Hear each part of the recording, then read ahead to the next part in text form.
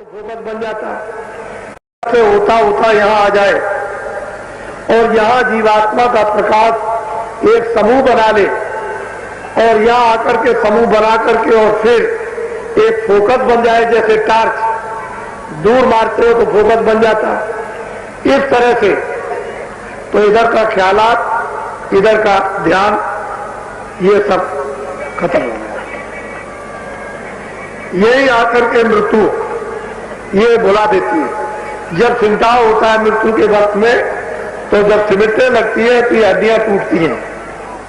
वो पहले यहां तक तोड़ देगा, इनको उठने नहीं देगा, उसी के साथ में ये टूट जाएंगे ये। और अंदर से चट चट चट चट, जैसे सूखी लकड़ी तोड़ते हो और आवाज होती है, वैसे ही उसकी जब ये हड्डियां टूटती है तो चट चट उसको आवाज कानों में सुनाई देती है और अघोर पीड़ा होती है। और जब वो छिलकाव होते होते यहाँ आ जाता है तो ये कमर का हिस्सा लुंज हो जाता है, बिल्कुल उठ नहीं सकता।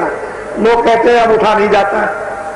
यहाँ ये सब ये हड्डियां चटक जाएंगी, सब की सब ऐसी टूटती है जो मुकदरों से मार रहा हो, लोहे के मुकदर चल रहे हो और हड्डियां टूट रही हो। और जैसे ही सूरत नाभि कमल में आई और सिमटाव उसका होने लगा तो ये संसार खत्म, इधर से ये सब खत्म होने लगा। और वो दीवार जो आपने बना करके खड़ी की थी वो एकदम से गिरने लगी आपके सामने ही, और पूरा आपको अनुभव होता जाता है कि महल गिर रहा, एकदम से गिरता चला जा रहा। वो कोई एक मकान नहीं टूटता है, समूचा संसार जिसमें आप रह रहे थे वो सब का सब टूट करके गिर रहा और धुआं बन रहा। और जैसे ही चिमटा होकर के यहाँ आया, बस एकदम अचेत अवस्था होने लगी। कोई बुलाएगा, बोलेगा, कोई कुछ कहेगा, बोल दो, कुछ सुन लो, कुछ नहीं, बिल्कुल एकदम न कान से सुनाई देना है और न आंख से दिखाई देना, न बोल सकता वो एकदम अचेत अवस्था। और जैसे ही चिमटा होकर आया वैसे फौरन शरीर से एक झटके में अलग कर दिया। ये आपकी यहाँ पर मृत्यु हो जाती है। यहाँ पर संसार एक महल का घर, ये झरझर जुए की तरह से टूट करके तुम्हारे सामने गिर जाता है।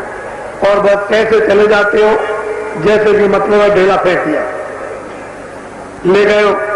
अब ये शरीर है, ये मिट्टी का मिट्टी में मिला दिया जाता है। अब ये यहां से जब ऊपर चलोगे तो लिंग सृष्टि,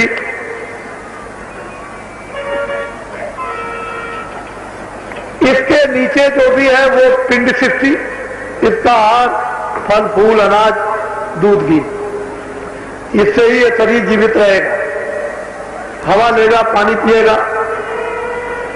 अगर ये चीजें नहीं मिलेंगी तो ये शरीर नहीं रहता। जब ये सूरत इसके ऊपर में सामने चलेगी तो वो लिंग सृष्टि है, देव सृष्टि, उसको देव सृष्टि कहते हैं, सिद्ध सृष्टि कहते हैं, उसको ब्रह्मा सृष्टि कहते हैं, वैकुंठ सृष्टि, स्वर्ग सृष्टि कहते हैं, सूर्य सृष्टि, चंद्र सृष्टि कहते हैं। वो लोग बड़े बड़े लोग हैं। उस लिंग सृष्टि में 14 भवन मुसलमानों को बताया गया, 14 तबक अलग अलग विभाजित है। और वहां बड़े बड़े ऐसे बड़े बड़े हैं कि ये सारा संसार समूचा, इससे बड़े बड़े सूर्य लोग, चंद्र लोग, पितृ लोग, गंधर्व लोग, ब्रह्मा का लोग, विष्णु का लोग, शिव का लोग और शक्ति का लोग, ये बड़े बड़े लोग।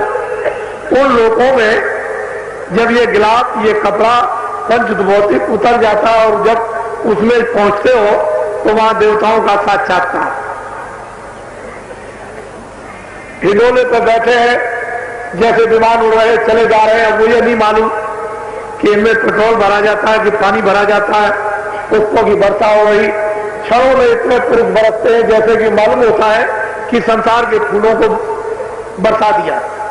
उनमें इतनी सुगंधी कि सारी दुनिया में नदी बहा दी जाए सुगंधी की, और वहां की एक बूंद डाल दी जाए तो यहां की सुगंधी को सोख लेगा, ऐसी सुगंधी।